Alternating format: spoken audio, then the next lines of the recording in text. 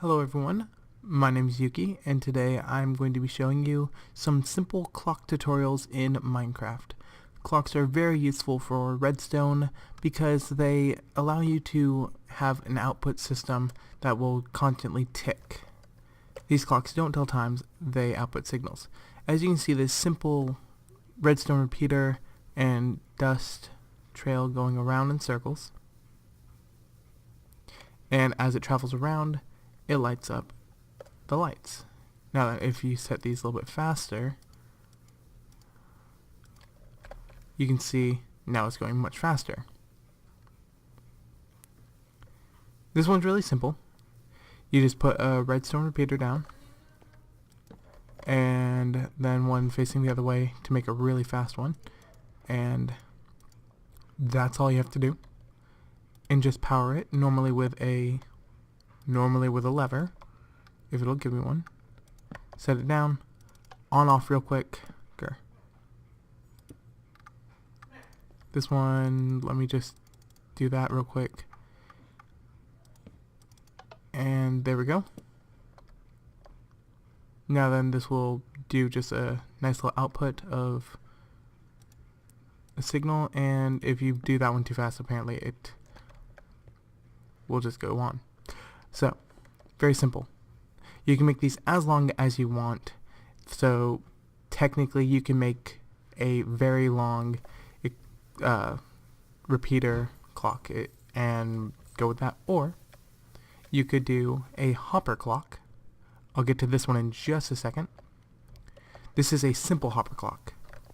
Now then, the hopper clock works because you have hoppers facing each other.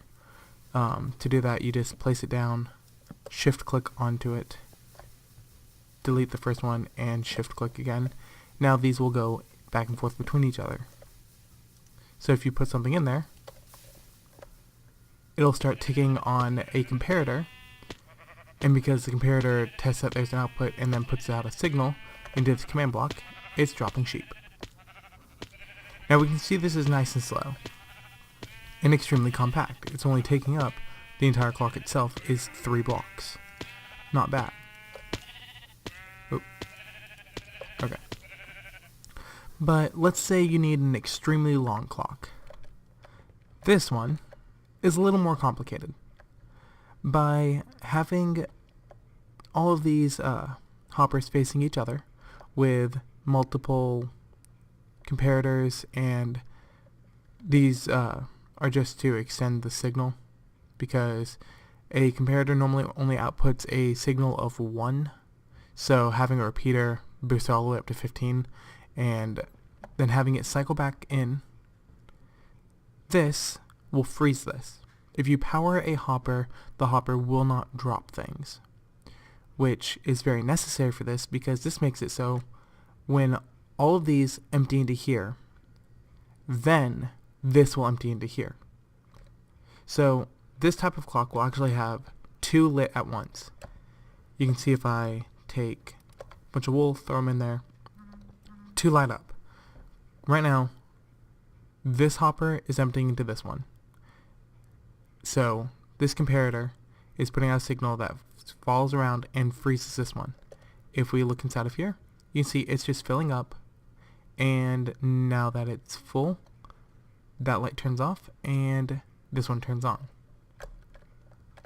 And if I can fly, so this can technically be extremely long.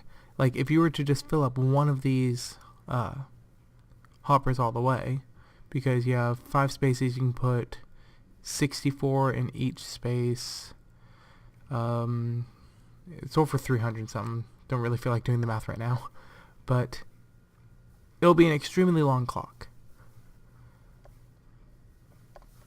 If you don't want to use any repeaters and you just need a quick clock, you can see that this is not this light is not going on and off like these are over here. That would be because this one is so fast that by the time it ticks on and back off, this block does not get unpowered, but it technically does for a moment. Now then, we can see this more easily if I place down this command block and run power to it. This is a much faster clock because sheep are just raining down at this point.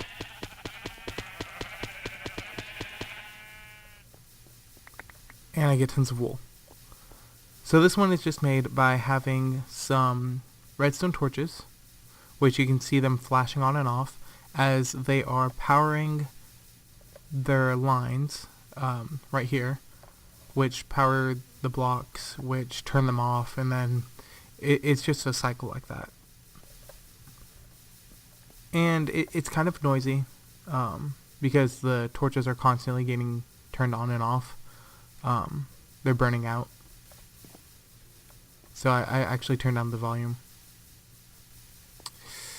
Let's see. This one, comparator clocks. Comparator clocks are extremely useful. Comparators have this nice function where it tests the input against each other of the side input and the back input. So if I click this, this will start flashing, and it will activate this. If I click it, just like I said, raining sheep. Now then, I don't know the exact numbers, but it seems like this one and this one, the comparator and the redstone torches and dust, are about the same speed.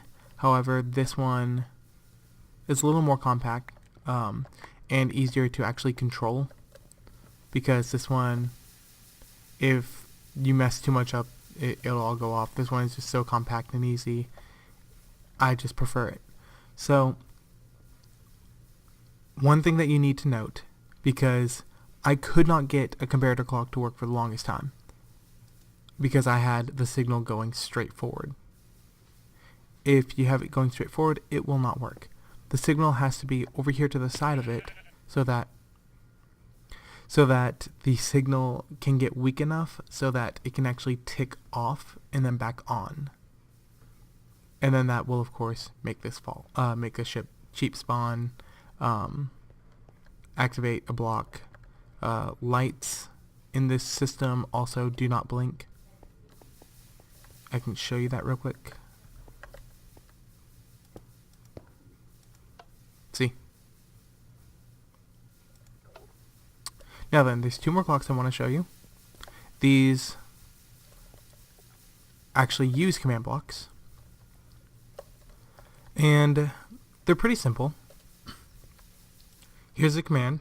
It's just a set block command that will set a redstone block above the command block and will destroy it.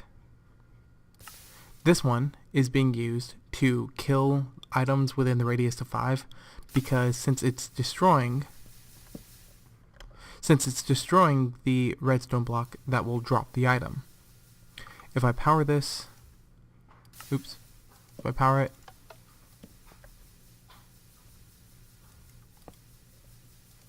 there we go.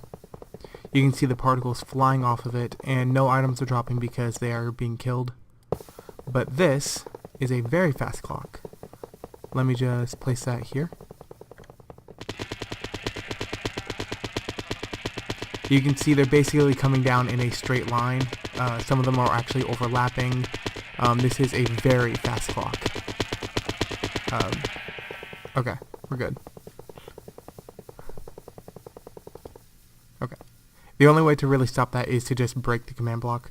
But with this new, the 1.8 update coming out, all you have to do is control middle click to actually keep all the data of the item. So actually I think it's right here. No. I might have... Is it you? Oh, yeah. Apparently I didn't save that one, but that's okay. Now then, this one. You see this line of redstone blocks not changing, not being destroyed, being replaced. If you fill an area with stone and redstone block, it doesn't have to be stone, it just has to be a solid block, basically. It will do an extremely fast tick. Seth Bling, I know he said it is 20 ticks per second. So, very, very fast.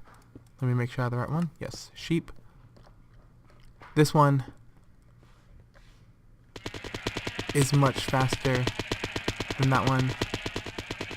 You can't really tell too much of a difference. Okay, there we go. You can't really tell that much of a difference, but this one is absolutely insane fast. And oh, there we go. Just fly up to the top, nudge one of them, and you get a massive spray of rain. Okay. So there are some clocks. They're very nice. So very fast clocks, very slow clocks. If I can fly again, there we go. Very slow clocks. Oh right. So fast clocks, slow clocks, command blocks. Easy for survival. Can be done in survival. Can be done in survival. Can be done in survival. Can be done in survival. Needs creative. These two are going to be much for things like, oh my gosh, I made a huge mess. I'm sorry. These are going to be much more useful for map makers, where for some of these you might want to use clocks like this for a farm of some sort, like for an ice farm or just a crop farm to have when you turn on the water to harvest your crops and then another tick to turn it all off. Very simple clocks, good for mob farms and things like that. So if you have any questions, please just leave them in the comments below and I will get back to you as soon as I can. So thanks for watching. Bye.